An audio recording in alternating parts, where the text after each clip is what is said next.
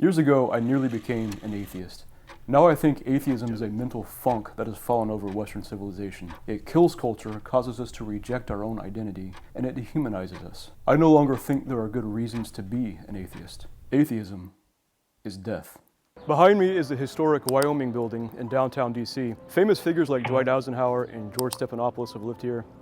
But my interest in it was because of the late Christopher Hitchens, the famous atheist. So what you're seeing behind me is a sort of confluence of Washington, D.C., our nation's great capital. That's Connecticut Avenue, this north-south artery that runs, in effect, from the White House up to Maryland. I came here after he died.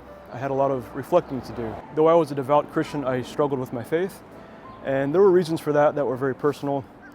And though I believed in Christ and Christianity, I struggled with some of the things that Christians said, and I think some of the more negative aspects of fundamentalism. While I was struggling with those things, Christopher Hitchens had written this book, God is Not Great.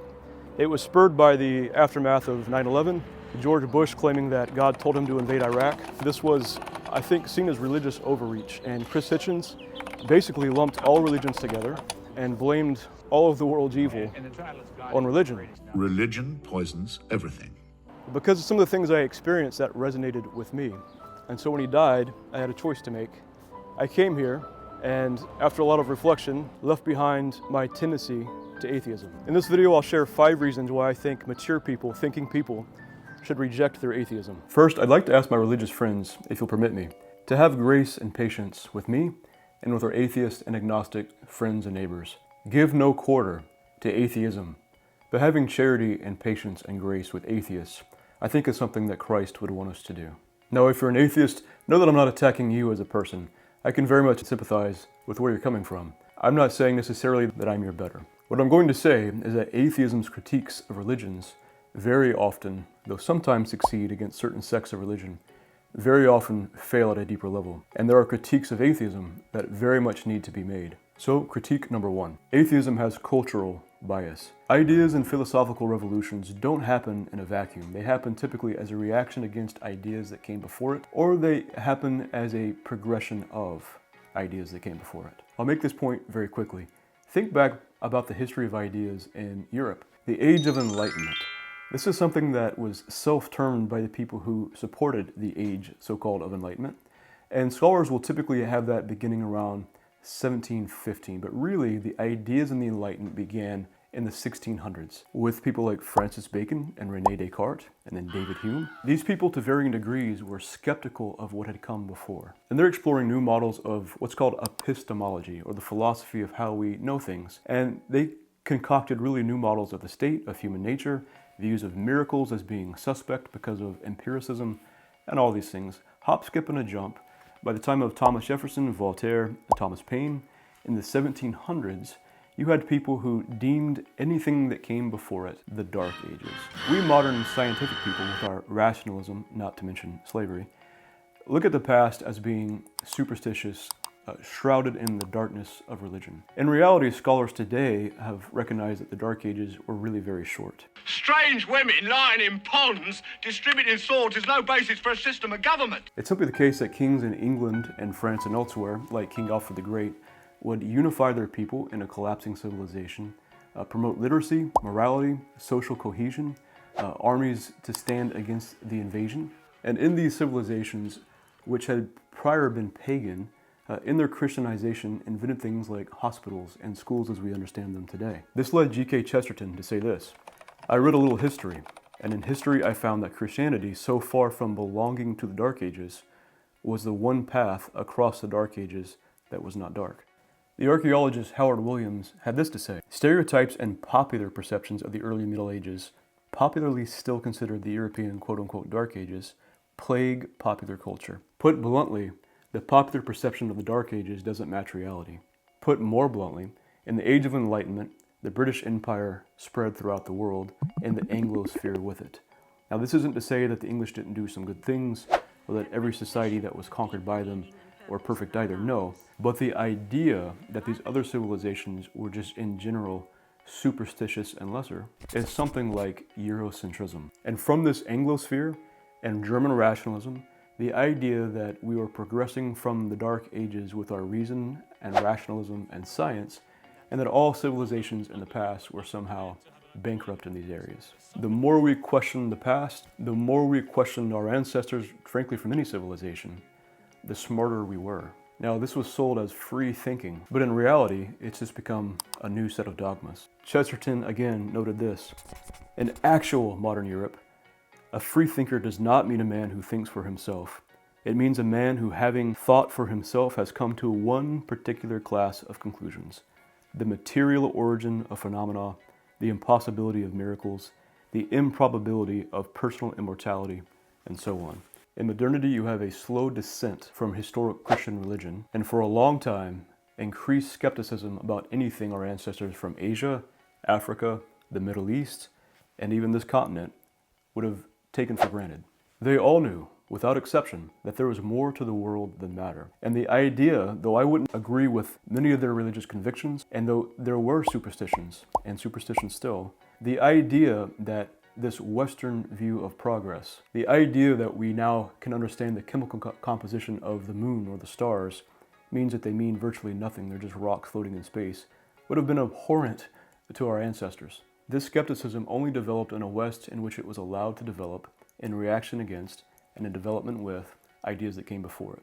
And it has certainly, unfairly and arrogantly framed the past. We're progressing, and if only we could get the rest of the world to progress in our secularism with us. Sigmund Freud had the ridiculous proposition that religion grew out of some form of ancient primal tribal guilt, in which the brothers who admired and adored their father also hated and despised him because he inhibited their sexual power. He took all the women in the tribe for himself. This stood in the way of their sexual desires. So they got together and with their combined power, killed him. And so deep in the psychology of human beings for Freud is this conscience, this guilt that we then project onto the heavens as this father figure in the... This is where the sky daddy idea comes, by the way. There is zero evidence for this. I don't know why you always have to be judging me, because I only believe in science. This is claimed to be some modern scientific hypothesis. There's nothing scientific about it. And this, I think, is just another example of the arrogance. I don't think Eurocentric is actually the right word. It's a bit of modernist chronological snobbery. Because these people look down their nose at all the cultures around the world except their own, but also their own past living memory. Modern atheism grew out of this Western modernist chronological snobbery. Chesterton again: my attitude towards progress has passed from antagonism to boredom. I have long ceased to argue with people who prefer Thursday to Wednesday because it is Thursday. Critique number 2. One of the things I despised about too much of fundamentalist Christianity was the arrogance, the vindictiveness, self-righteousness that they directed towards anybody outside of their group. I've got to say, this I think is as bad or worse in too many internet atheist circles. But of course it's not all fundamentalists, I've known very kind ones, and it's certainly not all atheists. If I had $1 for every time I heard, you only believe in Christianity because you were born in a Christian country, well, I'd have a lot more dollars. What I think atheists often don't understand is that we're all culturally conditioned to some degree. Christopher Hitchens seemed to be somewhat aware of this in his own case. My particular atheism is a Protestant atheism. It is with the splendid liturgy of the King James Bible and the Cranmer Prayer Book. I was probably fortunate in having a father who had not especially loved his strict Baptist Calvinist upbringing. There are centuries of intellectual tectonic plates beneath the surface of culture that I would argue go back to the Reformation. We're born into this moment, and people exist in the culture in which they exist. Sure, being born in a country with lots of Christians in it has influenced me and perhaps you, but also being born into a very rapidly secularizing culture has certainly influenced me and you as well. And sometimes these are not things that we recognize consciously. The only lies worth believing are the ones in the Bible. The sophistry of Richard Dawkins and Christopher Hitchens was that they very aggressively rejected the idea or belief in God, and yet they were able to maintain some facade of neutrality on the issue. Since the influence of the new atheists has waned in the last several years, I think Alex O'Connor, in the last 8 years or so, has sort of ascended to a leadership role, if you will, in the atheist community in the West.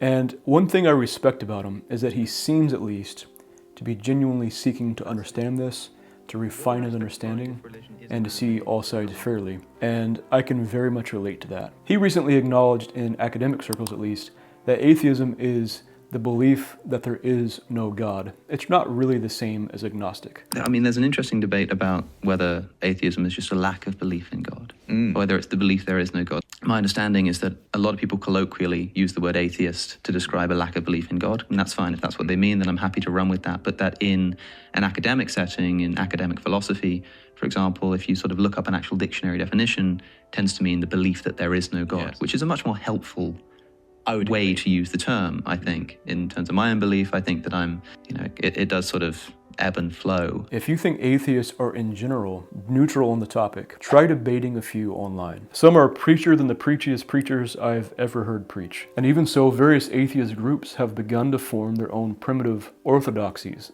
dogmas, and begun to excommunicate each other from their various groups over things like the trans issue, feminism, etc. Atheists too can be rather dogmatic about their beliefs. Tell me if this sounds familiar. You're talking to an atheist and they take punch after punch after punch at your beliefs. It's rather like stepping into a boxing ring with a guy. Over and over, he just punches and punches and punches. And then when you finally punch back, he says, whoa, hold on. I'm just a ref. This isn't about me, this is about you and your beliefs. You can't take shots at me. I'm not offering a position here. I'm just the neutral observer. And then he punches your face again.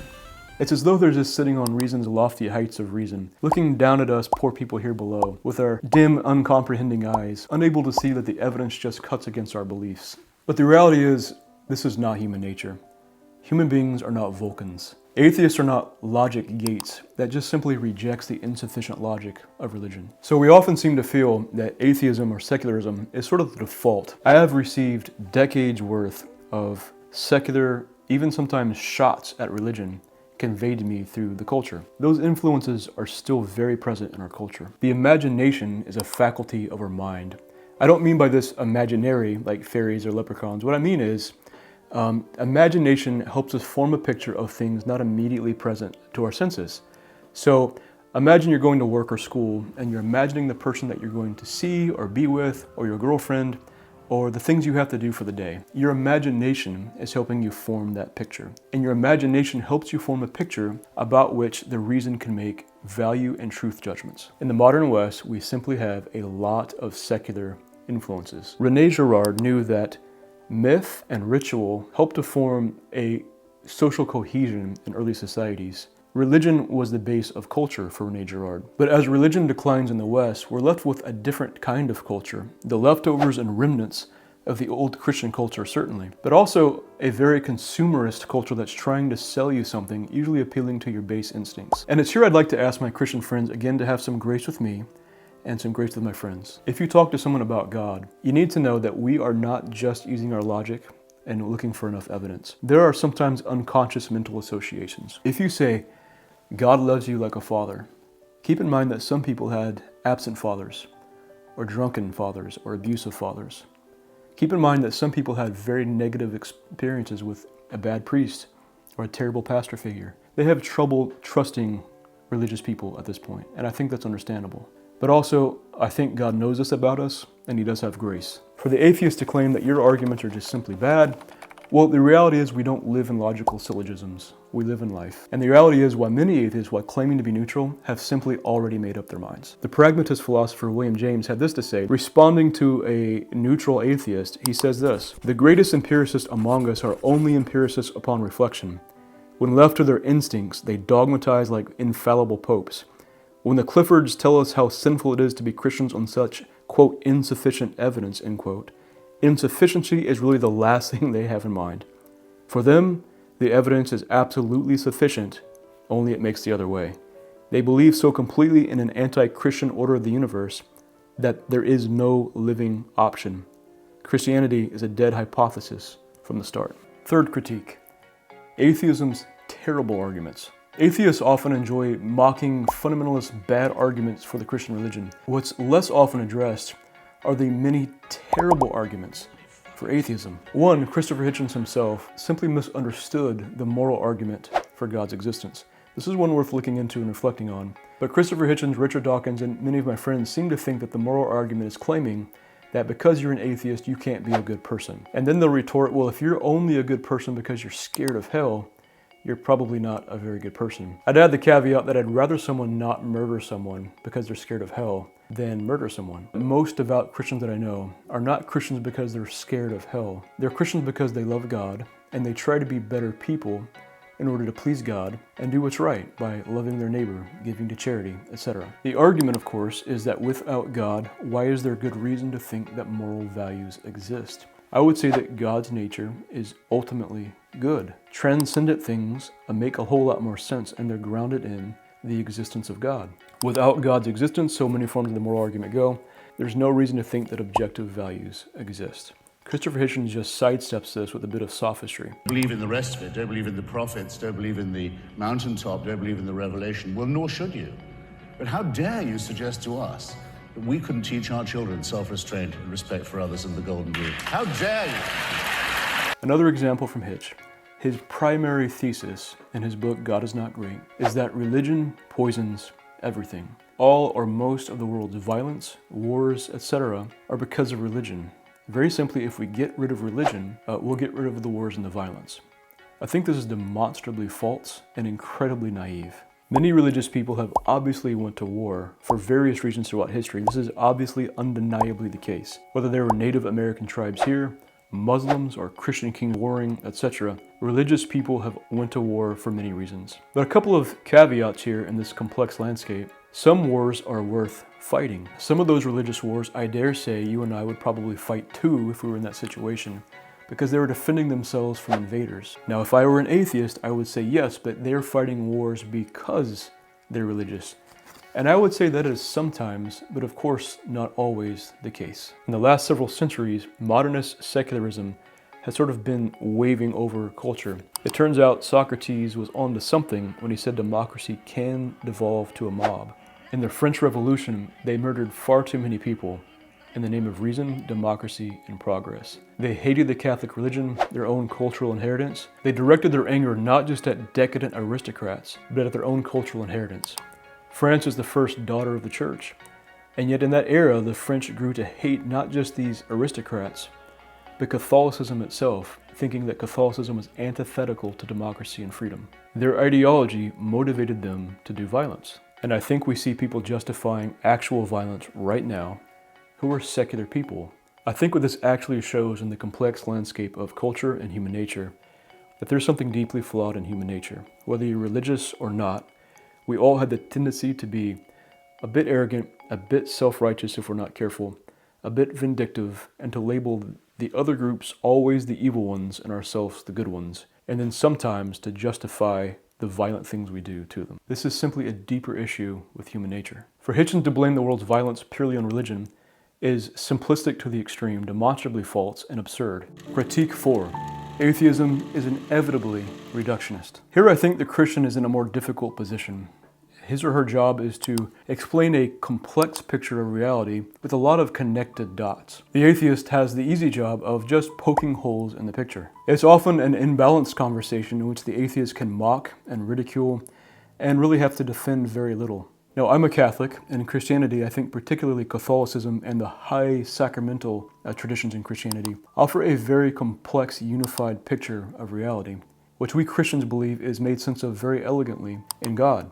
Atheists might mock the picture itself, but I think they're actually just not politely, understandably sometimes, connecting those dots. The universe itself is strange, it's mysterious, and it's complex. Human beings are complex. Cultures are complex. Maps are very useful tools for making sense of complex landscapes. Sometimes very simple maps are all you need, but sometimes very complex maps can be much more helpful in giving you more detail and a bigger picture. Atheism inevitably will reduce the landscape to a simple map. Many thoughtful atheists have wonder and awe at the cosmos. How could they not? But atheism itself, especially modern atheism, reduces the world to material. There is no transcendence, there is no immaterial. Love, well, that's just chemicals. The choice to treat your wife or husband or children with the dignity, love, and respect that they deserve, well, that's just cascading neurons. There's really no will in you to choose these things. This is going to get a little disturbing, so if you need to skip ahead a few minutes, that's totally fine. But the man who chooses to rape and the man who chooses to feed the homeless. Really, in materialist atheism, it's difficult to see why there's any will or any moral value to distinguish between the two. Now, you as an atheist probably know instinctively that there's a stark difference between the two. But under materialist atheism, it's very difficult to distinguish the moral values between the two. Free will is an illusion. We are just brain states, cascading neurons determined by physical processes and forces. Moral truths are an illusion for many atheists. Why? Because we can't find the chemical composition or determine which physical laws apply to them.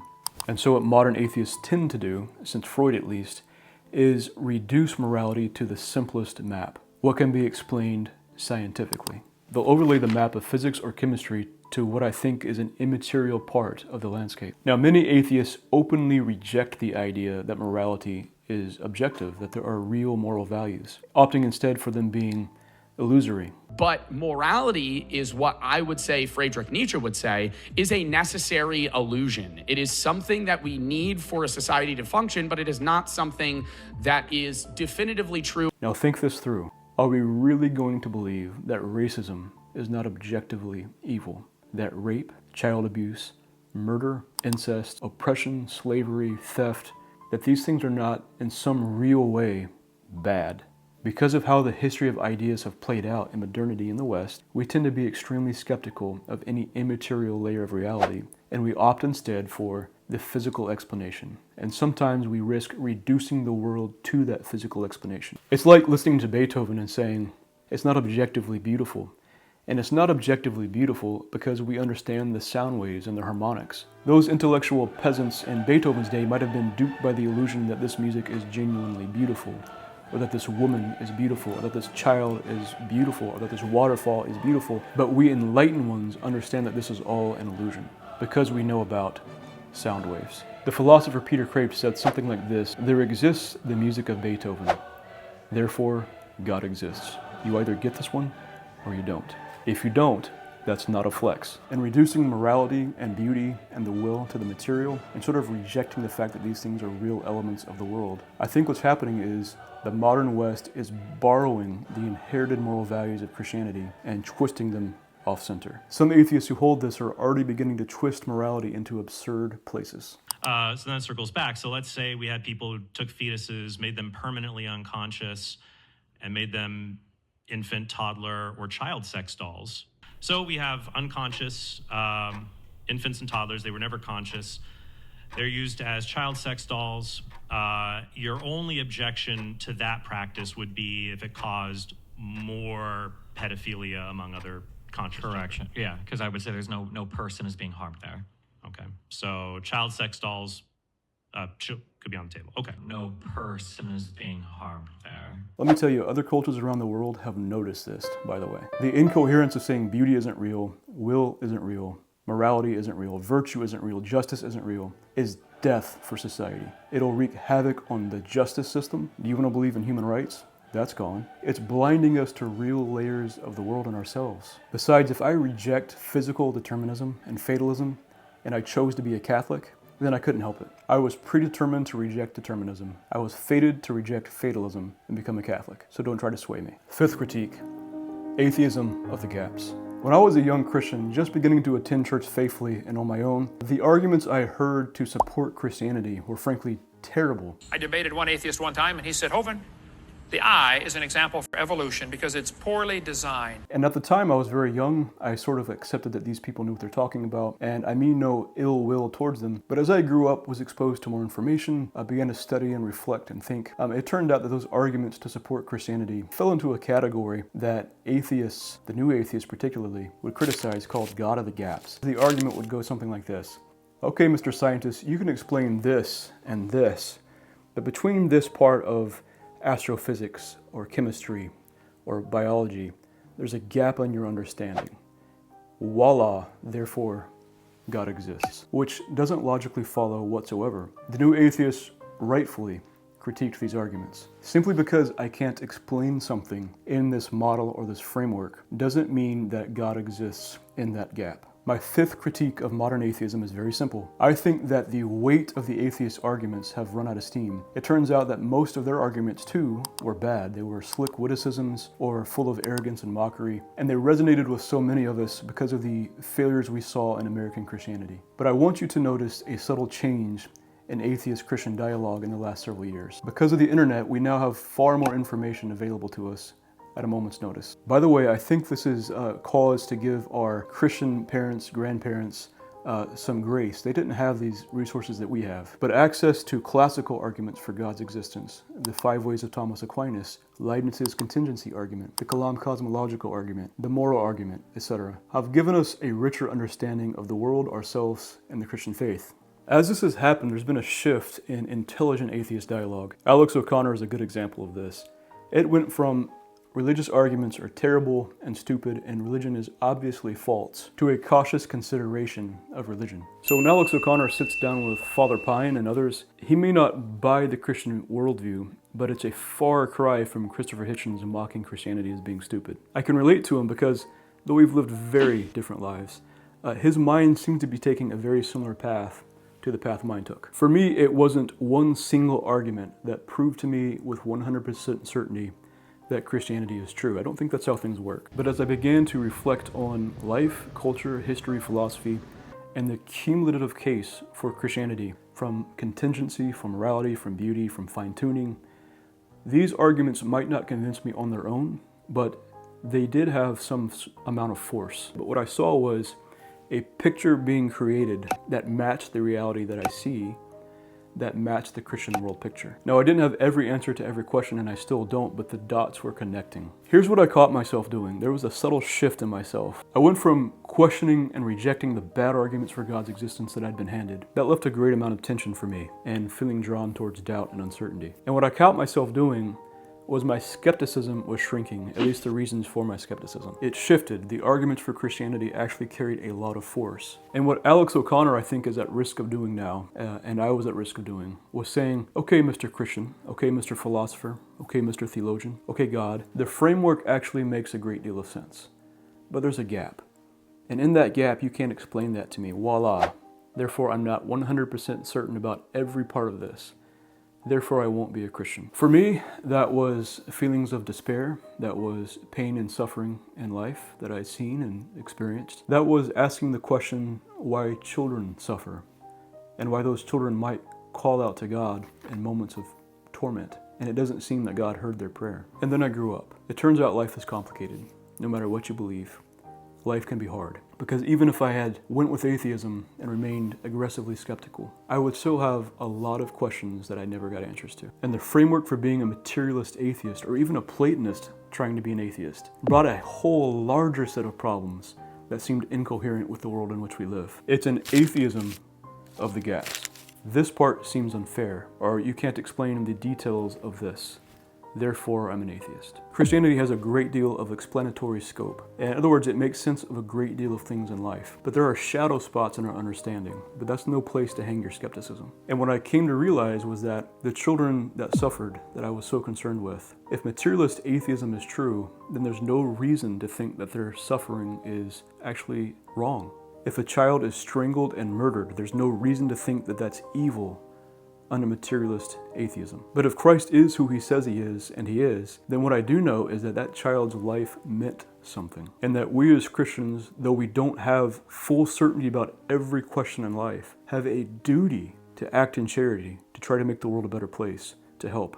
And shame on us when we don't. Modern atheism on the internet, it seems to me, is retreating further and further into skepticism, not into evidence. Some atheists still refuse to admit that Jesus of Nazareth existed, that he was crucified. But the evidence on this is in. They're not retreating further into the evidence. They're retreating further into skepticism about the evidence. If materialist atheism flattens out the dimensions of the world to one dimension, so we have no will because we see the physical aspects of how the brain works, that's really no reason to think that there isn't a will, that there isn't something immaterial tied to the physical part. Okay, we can explain the chemicals going on in the body between love and attraction and romance, but that doesn't mean that that's all there is to it. Yeah, I can see where preservation of the species, maybe I'm evolved to think that my children are beautiful and mean something, but to pretend that that's all there is to them, to reduce them to just the value of a rock, is foolish. We've blinded ourselves to real dimensions of the world that every civilization and society until the modern world was quite aware of.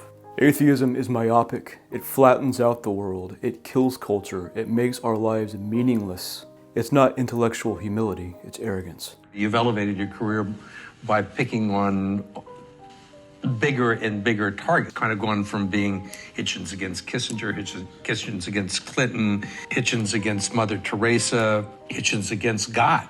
In a way, of course, it has to end with the belief in the divine, yes, because that is the origin of all dictatorship. Outside of an unjoyful, unmanly despair, there are not good reasons to be an atheist. Atheism is death. Whoever you are, wherever you are, I hope you know your life matters. Someone somewhere loves you. So take care of yourself and remember, life's worth living. As always, thanks for watching. God bless.